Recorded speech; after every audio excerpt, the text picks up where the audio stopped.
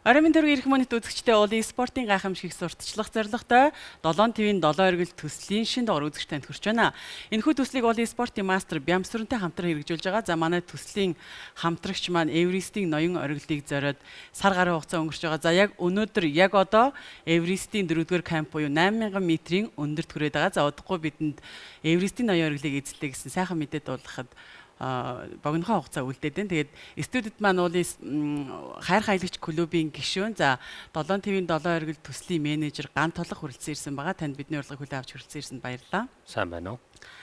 Тэгэхээр уулчин Бямсар маань яг одоо 8000 метрийн өндөрт гараад байна. Таны хувьд сэтгэл ямар байна? Маш их тогтолж байгаа бах.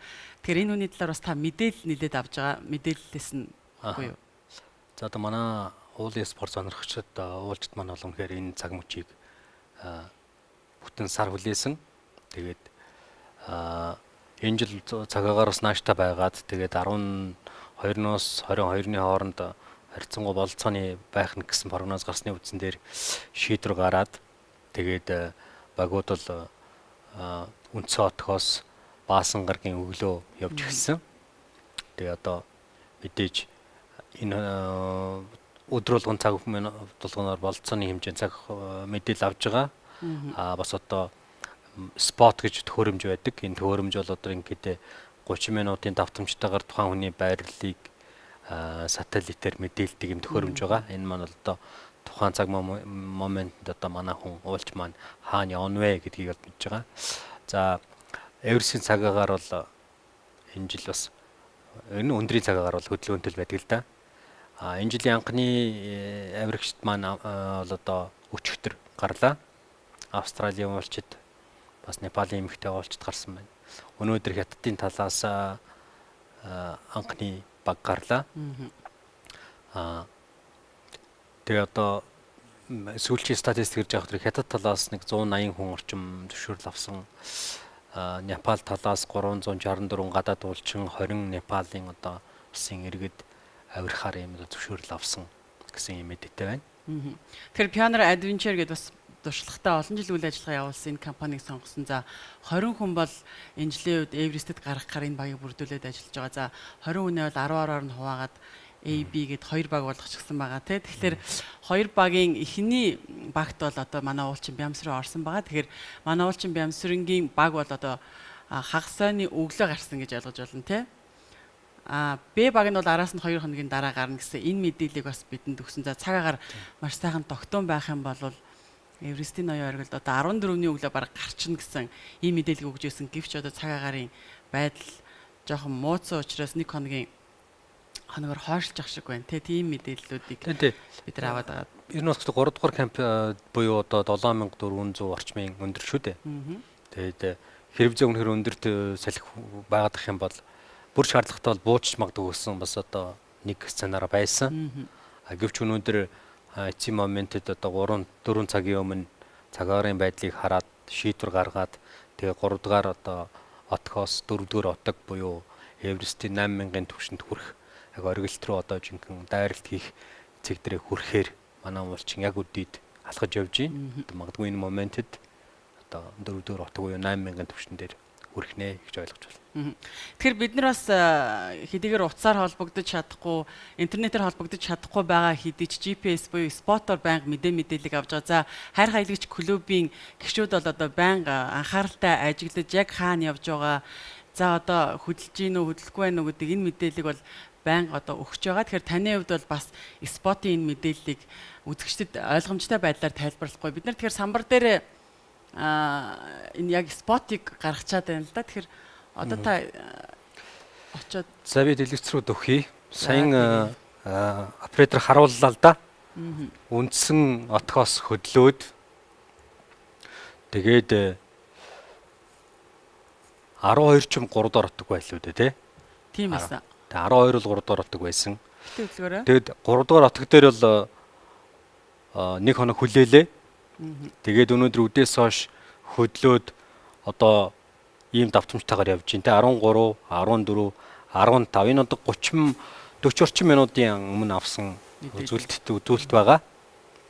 Энэ бол одоо 7900 8000-ын түвшин орчим байгаад байгаа юм.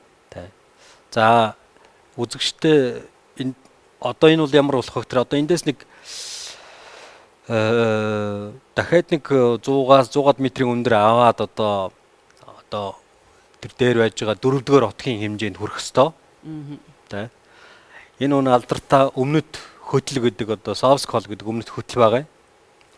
Энэ замаас ер нь одоо бидний сонссноор бол энэ зам бол яадаг вэ гэхээр Лоц оргил руу эсвэл одоо Эверестийн оргил руу салдаг юм үндсэн замаасаа энэ хэд маань бол ийшээгээ одоо 4-р отгийн 8000-ын түвшинд хүрж байна. Магадгүй нэвтрүүлэг дуусах үед шинжилсэн мэдээлэл гараад ирэх юм бол одоо 4-р отог дээр хүрсэн байх болцоотой байгаа юм. Тэгээд 4-р отог дээр хүрнэ гэдэг бол 8000-ын түвшин одоо хамгийн хүчилтөрөгч зэрэг байдаг одоо хүчилтөрөгчийн хэмжээ 30% хүртэх одоо доошо буурдаг хэмжээлтэй. Энд бол одоо хүчилтөрөгчийн маскыг хэрэглэх ёстой. Тэр энэ сателлитаас авсан одоо дээрээс нь авж байгаа зураг гэсэн үг үү те? Тэгэхээр энэ нэг GPS бол ингээд яг газрын зураг дээр байж байгаа цэгүүдийг авж ягаад map хэлбэрээр нэг гарна. Эсвэл нөгөө цэгүүдээ авчраад сансрын зурган дээр буулгаад тавьчихж байгаа байхгүй юу? Тэгээ энэ чинь хоёр төрлөөр байгаа цэг бол ижилхэн. Гэхдээ дүрслэл нь болох тэр сателлитийн зурган дээр цэгээ зоох, эсвэл газрын зурган дээр зоох гэсэн юм хоёр сонголтоор л зургууд явагддаг юм байна. Тэр одоо яг ингээд энэ эрчмээрээ явах юм бол одоо маргааш өглөө гэхэд Эверестийн оргилд гарчихсан байна гэсэн мэдээлэл өгöd байгаа шүү дээ. Эверестигээ харуулъя да. Дэлгэцэн дээр жоохон доошлуулад.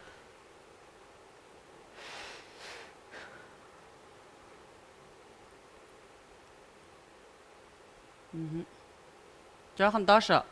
Доошо. Татахгүйгээр. Одоо энд гарч ирнэ л дээ. За тэр ногооноор бичсэн Эверест.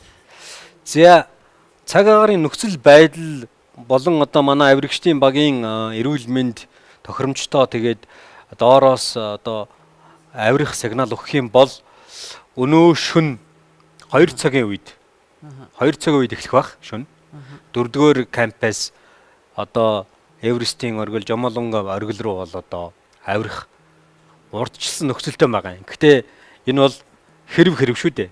Хэрв болцоотой, хэрв цаг агаар болцоотой, хэрв одоо мэдээж зөвшөөрлөг өгж байгаа цэгүүд одоо менежерүүд маань доороос команд өгөөд тэгээд баг бэлэн байдалд орсон байх хэвээр. Тэгэл ирээсээ бидний хэлдэг дайралт гэж хэлдэг юм те. Одоо ориглыг дайрах, ориглыг одоо эзлэх давшилт явна. Ойролцоогоор 6-аас 8 цаг явдаг гэж байгаа. Тэгэхээр онлын хувьд маргааш өглөөний 9-ээс 11 цагийн хооронд оргил хүрээд ер нь болохтой өдөөс өмнө л оргил хүрэх ёстой байдаг. Тэгээд буух ёстой. Ийм прогноз байгаа даа. Тэгэхээр өнөө шөнө 4-р камп дээр бэлдсэн майханд хүрэх ёстой. Тийм 4-р камп дээр бол хэдхэн цаг саатаал цаашаа. Хэдхэн цаг суудна энэ дэр бол яд юм бэ гэхээр усаа халааж шөл уудаг. Одоо манеркэнд байх усуудаа дүүргэж авдаг. Тэгээ хүчилтөрөгчийн болоонуудаа бэлтгээд тэгээд баг өндөрийнхөө хувцас хэрэглэлээ бэлдэж майханд одоо нэг 30 минут 1 цаг ч юм уу одоо нойр аваад тэгээл хөдлөх ёстой. Тэгэх юм бол одоо хамгийн зөв гэж үздэг. Ягаад гэвэл 8000 дээр удаа тоноод өнжөөд байх болцоогүй. Эсвэл цаашаа одоо ориглынхаа зогсолтгүй авирах, эсвэл одоо доошо буух гэсэн ийм хоёр сонголт байгаа. Тэгэхээр үнэхээр шийдвэрлэх мөчтөөр бид ирээд байна. Тэгээд манай үзэгчид, уулчид, уулын спорт сонирхчид манай монголчууд бол залбирах цаг гэж хэлж ойлгож байна.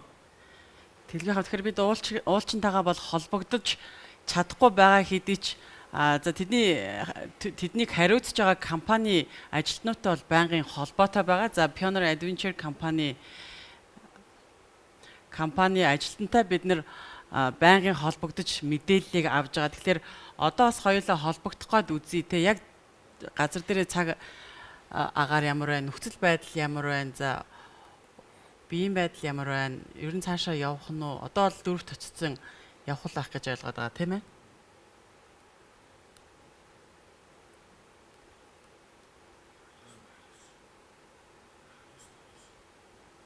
За холбогдох гээд үзье гэлцэн гэж Үндсэн хотох төр байж байгаа Сэрдар хүн байгаа. Сирдар гэж ерөнхийдөө одгийн одоо ахлагч гэсэн үг.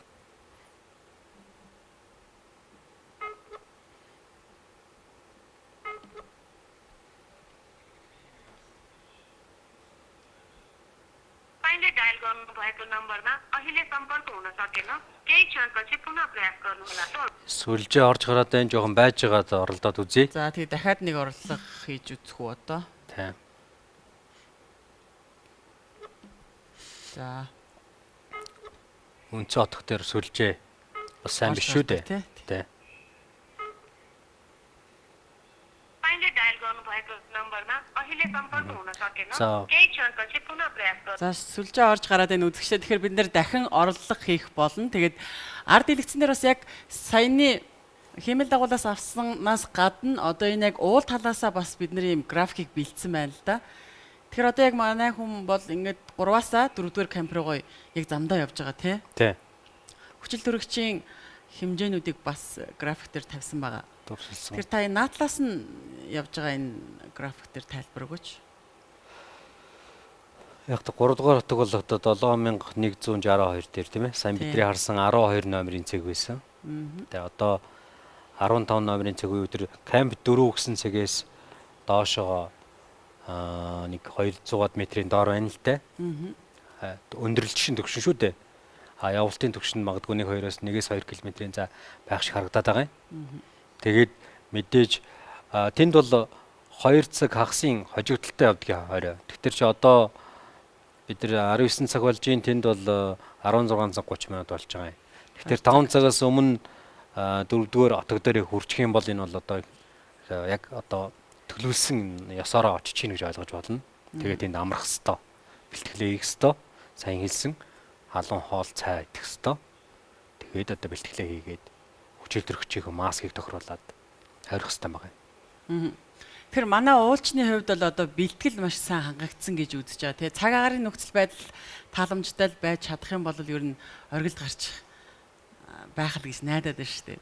Харин тийм ээ бид нар найдаж ин л да. Гэхдээ уул бол онцлогтой уулын авиралтын цагийг зөв одоо тавих, тооцоолох хит урдчилж гаргахгүй, хит хожигдож гарахгүйгээр зөв яг дарааллаар баримталж явах нь хамгийн зөв байдаг л да. Тактик гэж хэлдэг л дээ. Тэгэхээр чи одоо энд 360 гэдэг уулчтаас магадгүй энэ ойрын өдрүүдэд нэг 100 орчим авиралт хийж байна. Тэгэхээр нэг 10 орчим баг бол өөр өөрийн тактиктай үзэж ийн л да. Тэгээ бас харзандаг хин хиний одоо урдаан хойно орох уу тийм ээ. Энд ямар нэгэн уралдаан болохгүй байгаад үл шин чин бөөхөө уралдаан биш байхгүй юу? Дээшээ хэн нэгэн төрүүлж гүйж очих бас асуудал ерөөсөө байхгүй. Баг бүхлээрээ хамт олноороо эрсдэлгүйгээр хориглыг хамгийн бололцооны хүч гаргаж ийзлээ. Тэгээ буцаад бас бууж ирэх хүчтэйгээ одоо авирах л хамгийн чухал байдаг юм. Тэгэхээр баг болгон өөрийн тактикийг хэлж гин. Манай Pioneer Adventure Tours компанийн бол үндсэн штаб нь бол Катмандуд байж байгаа. Катмандугаас бас одоо сансрын холбооны болон одоо сателлитийн бүх мэдээлүүдийг аваа сууж байгаа. Тэндээс бас команд өгж байгаа. Тэгээд сая одоо бидний сайн холбогдож оролж байгаа Гэлцэн Ширва бол үндсэн отгийн хариуцсан одоо менежер гэж хэлж болох юм да. Уулынхан бол Сирдар гэж хэлдэг юм. Ингээд отгийн штабын дарга гэсэн үг. За. Тийм хүн бол одоо зохицуулж байгаа. За тэгэхээр дахиад хоёлаа орлого хийгээд үзье. Нөгөө Шерпатагаа холбогдчихвол уг нь яг цаг газар дээрээс нь мэдээлэл авчих боломжтой болоод байдаг. Өдрийн туршир сүлжээ орох юм бол бид нар холбогдож байгаа л доо. Тийм, ер нь бол бид нар цаг тутам бараг л холбогдож байгаа гэж хэлж болно. За бид нар бол 5 дахад хин бямсруу уулчтайгаа холбогдоод за тэгэл хагас бүтэн сайн нэгдэх гэд ер нь өнөөдөр сая хүртэл холбогдсон. Тий.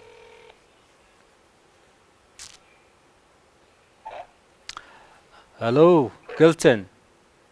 Hello. We calling from Mongolia. How are you? Hello. Салчглаа дахиад залгая да. Энэ мэдээж 5400 метрийн өндөрт байгаа энэ Тий. утас бол сүлжээ нь мэдээж орж гардаг байгаа.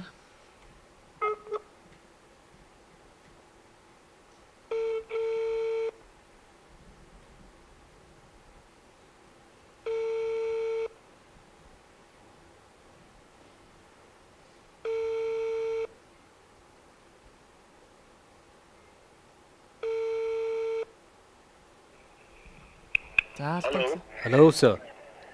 Kantolga speaking. How are you? Hello. Do you have any news? Hello, Miguel speaking. Yeah. Gelson, do you have any news regarding our team in Camp 4? Yeah, sir. Member Sudan is now from. Yeah, he's near Camp 4. Today he started from Camp 3 to Camp 4. Are you planning this And ascending? now he's almost near Camp 4.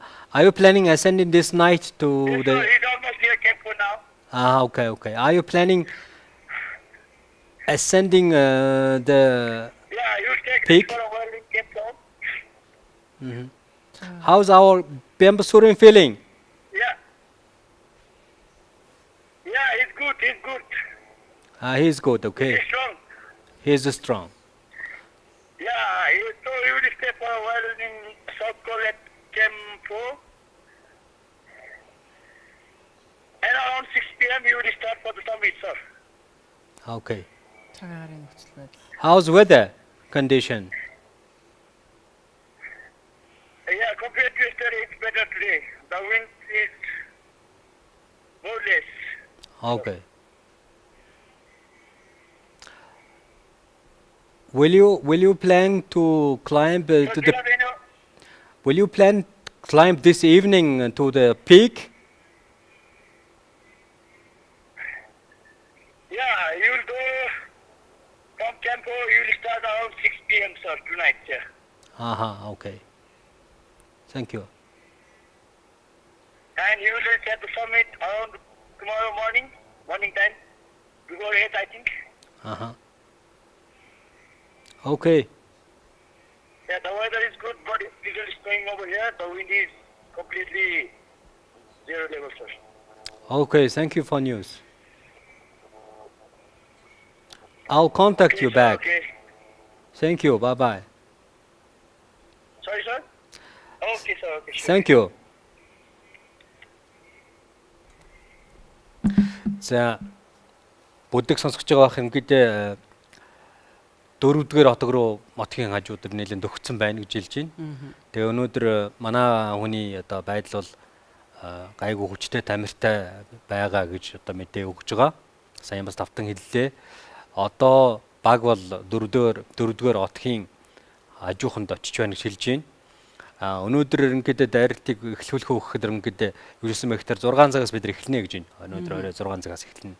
Маргааш өглөө 8-аас 10-ийн хооронд оргил дээр гарахаар л одоо үзэх байх. Цагаагаар байдал бол тогтун цэлмэг байна. Цагаагаар бол одоо бидний бас одоо хүссэн хэмжээнд байгаа шүү гэсэн юм байдал мэдээ сайн өглөө л дөө. Тэгэхээр бид нар Pioneer Adventure компани яг одоо үндсэн хотог дээр за үндсэн хотыг ахлаж байгаа гэлзэн Шерпатай бид нар сая холбогдож одоо мэдээллийг авлаа. За энэ Шерпатай бол бид нар байнгын холбоотой байж цаг тухай бүрд нь бол мэдээллийг авж байгаа. Тэгээд та бүхэндээ эргээд шинэ мэдээллийг өгөх болно. Төр завсарлагын дараа эргээд уулзцгаая.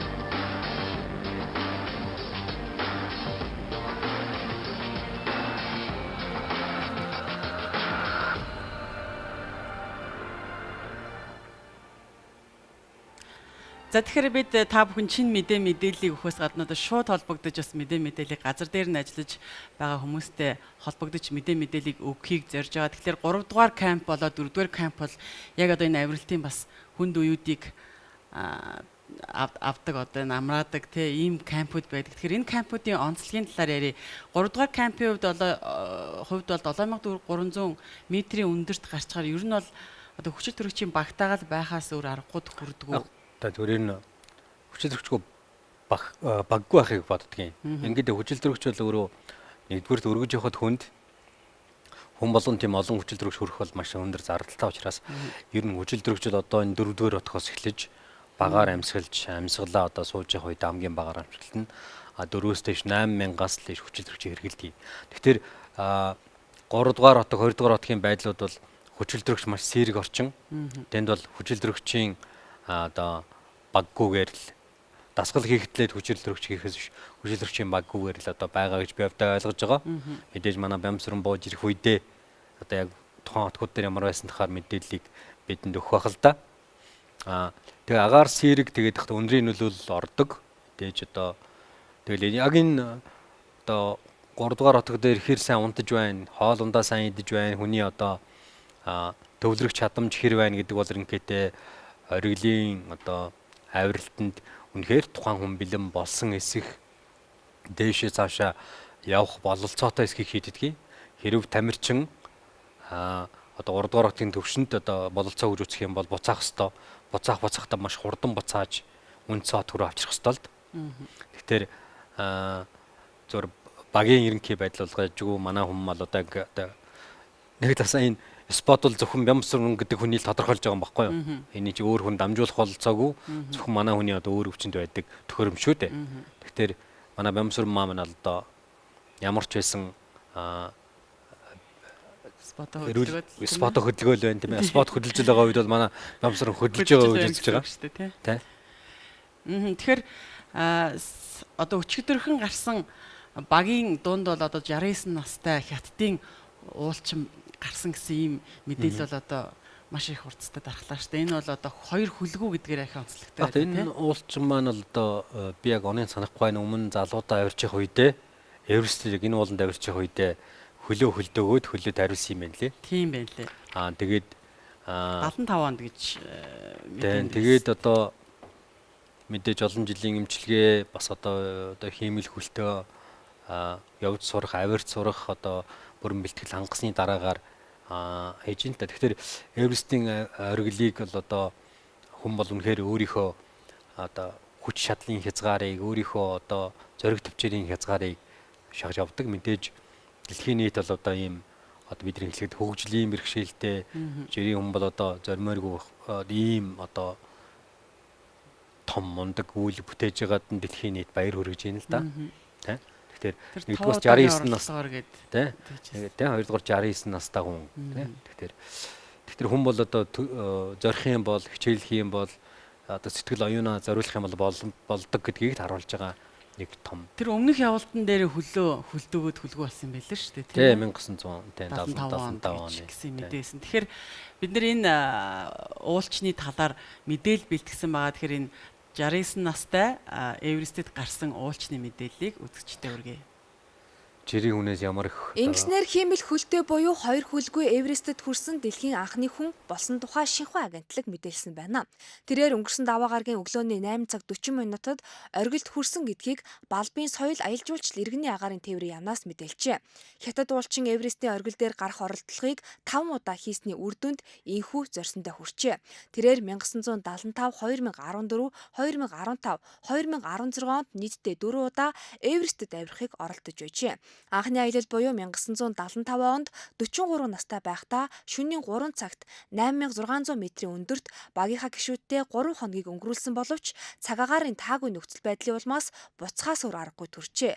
Гэвч 2 хөл нь хөлдөж мэдээгүй болсноос мис таслын аргаар хөлөө тариулсан байна. Гэсэн хэдий ч тэр бууж өгөлгүй 2014-2015 онд 2 удаа оролдлого хийсэн боловч газар хөдлөлт цагаагаарын таагүй нөхцөл байдал түүний зорилгод саад учруулж байсан гинэ.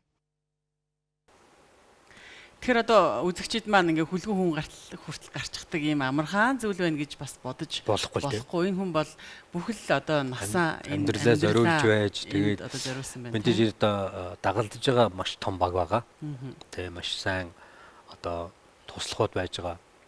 Тэгээд нэг талаасаа бас буцаагаад энэ протезийн технологи сайн болж тэ хүний одоо хөдөлгөөнд нөгөө талаасаа та бүхэн анзарч байгаад жирийн хүн шатан дээр хөлөө тавиад бол энэ хүн бол өвдгөө тавьж байгаа гэж шүү дээ. Тэгэхээр энэ хүнээс одоо жирийн хүнээс 2 дахин 3 дахин илүү хүч чадал төвчээр гарч байгаа юм. Тэгэхээр энэ бол үнэхээр хорвоо дээр 100 хүн хийж чаддаг юм. Нөгөө талаасаа энэ жил дэлхийн 7 тэрбум хүнээс ирнэ 500 хүн л тийм ээ. Энэ оргилийн одоо зорж хүрэхээр тийм гэвч бүгд бүгд зорж чадах уу? зориглож яаж байгаа бүгд гарч чадах уу гэдэг асуудал байна. Тэгэхээр ус Эверест уулын барааг харах, Эверест уулын өвөрт хүрэх гэдэг бол өөрөө хүн бол төрсний нэг одоо онцгой үйл явдал гэж үздэг манай уулчдын хувьд бол. Тэгэхээр 3 дугаар хотог дээр 3 оноод л одоо ингэж хүлэлн хөлтөж байхаар бодоход 3 4 дугаар кампэд бол ер нь Одоо энэ сая Удна эцэлтэй гэж болгоход яасан байна л да 8600 гэдэг чинь одоо энэ дөрөвс дэшигээ байхгүй юу? Тэгэхээр чи яг хүчтэй шуурга таарцсан, наашаачгүй цаашаачгүй гацчихсан. явуул эрсдэлд орчих гээд байдаг. Явал эрсдэлд орчих гээд байдаг, харагдахгүй. Тэгэхээр тэр орчинд бол яасан мөхтөр хүлээ сууж хүлээсэн. Тэгэхээр чин хүн бол хөдөлж явах туссан өөр тийм. Суучхад бол одоо мэдээж хөлдөлтүүд явагдаж эхэлж байгаа юм. 1975 оны хувцас хэрэглүүч бас ямар байлаа дээ. Бас бодох хэрэгтэй байгаа юм. Тэгээд буугаад ирсэн тэгээд одоо мэдээж нэг цаг алдсан. Дээрээс 8600-аас бууж иртэл тийм ээ. Тэгээд олон хонцсон учраас одоо ялчгүй хөлийг бол одоо тайргаас өөр аргагүй байдалд орсон байна гэж тайлбар хэлсэн байна лээ. Тэгэхээр уул бол үнэхээр хинж тааварлахын аргагүй аран шин байдаг. Нэг өдөр налаж идэг 30 минутын дараа тэнгэр газар нийлждэг. Юу ч одоо үзэгдэхгүй болох хязгаар болдог. Тэгэхээр бид ч гэсэн бас үнэхээр бямсрын уулчныхаа төлөө одоо өнөөдөр маргааш өдрөө одоо буугаад ирэх хүртэл хэмжээнд хүртэл одоо ямлаа уул тийм ээ. Орчлонгийн салхины ээж Жомолома гэж нэр чинь тийм нэр юм байл нь шүү дээ. Орчлонгийн салхины ээж гэдэг нэртэй энэ одоо агуу уул маань юу ингэдгээсэй л гэж залбирах хэрэгтэй болж байгаа. Харин тийм. Тэгэхээр бид нар бол одоо залбираад сууж яхад тэгээд маргааш өглөө гэхэд оргил дээр гарчлаа гэсэн сайхан мэдээллийг бол удахгүй үзэгчтэй хүргэх байх гэж би найдаж байгаа. Тэгээд өмнө явсан уулчтаасаа бид нар бас мэдээллийг ер нь өмнөх дугааруудаараа хүргэсэн. Тэгэхээр баяр сайхан эмчийн одоо 3 4 дугаар отогт ямар байдалтай байсан, нөхцөл байдал ямар байсан талаар нэлээдгүйх бичлэгүүд байдгийн байлээ. Тэгээд энэ бичлэгээс үзэгчтэй хүргэе. Яруу сасаста шифруудаар борчоо.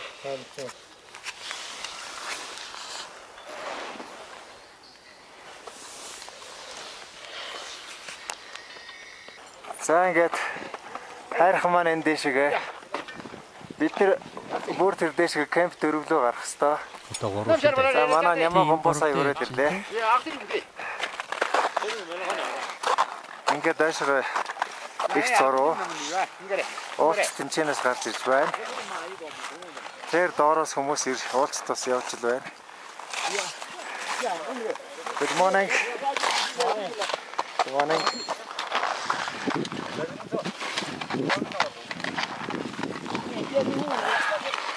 За ингээд дээр цоолол байх юм байна. Ингээд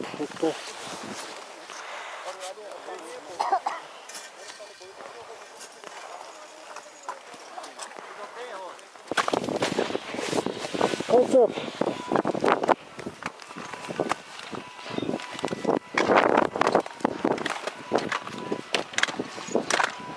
Ana sertane. Hey, dönde.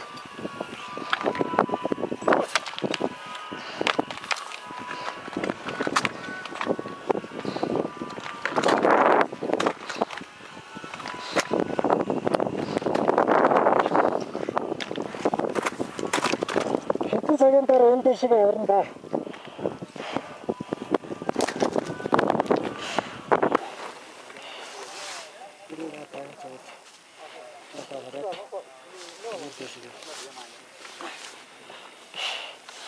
Кемп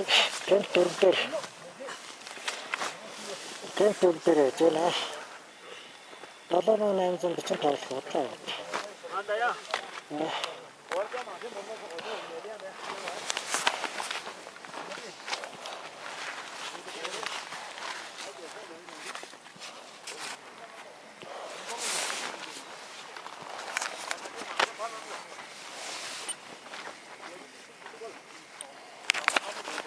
Үжил дөрөв төрсөн чих багаар яадаг гэсэн. Маш бага хэмжээгээр. Ийм хүнд хэцүү нөхцөлд одоо бараг 7 хоногийн өнгөрөөх үү. Дээшээ гарахад бол нэг 4-5 өдрийг бол зарцуулнаа л гээд баяр сайхан хэмжээ өвд болж байна. Тэг гэвчиг сайнаа ингээл одоо 3 дугаар хөлөөр 2 хоног алдчихлаа шүү дээ тий. Тэгтэр чинь бол цагаагаар бол яаж болно. Мэдээж ихтэй авиралтын зохион байгуулагч нар бол аль болохоор бага сааталтайгаар явж ил оргилдөө гараад боохыг боддог л доо. Эрсдэл баг та тий. Тий. Энэ хүчил төрөгч бага нөхцөлд хүн удаан багцсан бол хүн тамирдж байгаа. Тий. Хүний тамир.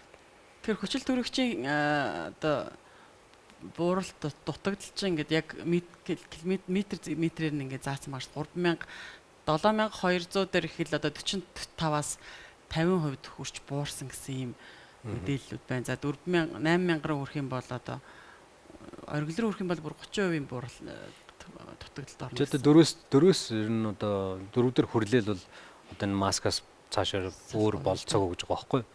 Тэгэхээр мэдээж хүчил төрөгчөө маш хүнд чинь нэг нийт яг оргил руу гарахад нэг 2 болон байна уу да. Нэг болон дээшээ гарах, нэг болон доошоо буухад байх ёстой гэж байгаа. Миний ойлгосноор. Тэгээд мэдээж ариг гамтаа хэрэглэх ёстой маа. Тэ. Тэр чинь нөгөө нэг хэмжиж ийн гэсэн үг шүү дээ, тийм ээ. Түрүүн хилцэн байсан 5 зэрэглэлийн одоо хүчил төрөгч гаргадаг карант байна гэж хэлж ирсэн. Тэгээд тэрнийхээ дагуу хүчил төрөгчөө ашиглана гэсэн үг. Тэр одоо хүчил төрөгчийн дутагдалд орвол ямар байдал үүсгэх? Одоо энэ зүгээр ингээд эмчилгээ эсвэл өвчтөн хүний хүн бүр зүрх нь бараг зогсож байгаа хүний л хүнд л одоо хүчил төрөгч амьсгалуулдаг шүү дээ. Тэгэхээр тэр дээшээгээ ямар нөхцөл байдал үүсгэх? Хүний эрүүл мэндэд одоо ямар өөрчлөлтүүдийг авчрах вэ? Тэр хүчил төрөгч гэдэг бол ихтэй уушгаар дамжиж хүний одоо цагаан бөөм улаан бөөм шүү. Гемоглобин гэдэг юм лээ. Тэр ингээд дамжиж хүний бие хүчил төрөгчөөр хангадаг л үйлдэлтэй байгаа байхгүй. Тэгэхээр чинь уушгинд очиж байгаа хэмжээ багасчих тэр хүний биеийг одоо хүчил төрөгчөөр хангах өөрийнх нь функц 50%-аар буурчихна гэсэн үг. Тэгэхээр хүн бол тамирдна, бацийн солилцооны хямрал одоо үүсгүүц нөхцөл байдал бий болно. Гэхдээ хүн бол дасч болдог гэж байгаа. Тийм учраас эдгээр чинь бүтэн сарын турш 5000-аас дээш бууж одоо янз бүрийн хэлбэрээр дасгаж байж хүний бие арай нэг одоо дасж нөгөө нэг одоо хямрахгүй байх утас нөхцөлийг бий болгосны хүчин дээр л авиралт хийж байгаа шүү дээ. Түүнээс ш шууд очих юм бол одоо хүн бол шоконд орно. Шүү дээ ойлгох. За тэгэхээр бид маргааш өглөө сайхан мэдээтэйгээр та бүхэнтэйгээ уулзах баг. Тэгээд бидний нэвтрүүлэг энэ түрээд өндөрлөж байна. За бидний урилгыг хүлээн авч хүрэлцэн ирж тодорхой мэдээллийг өгсөн Гантулга ахтай маш их баярлалаа. Тэгээд Эверестийн ноён ориглыг эзлэхээр одоо Эверестийг зорьсон уулчин Бямсүрэнгийнхаа төлөө залбираад за цаг агаар тогтун сайхан байгаасай гэд одоо цай сүүнийхаа дээжийг өргөөд ингээ ард нь хэдүүлээ байжия. Тэгээд маргааш өглөө би тэгэхэд Эверестээр гарлаа л гэх юм бол та бүхэнд шууд мэдээллийг одоо дахин хүргэх болно. Баярлалаа. Баярлалаа.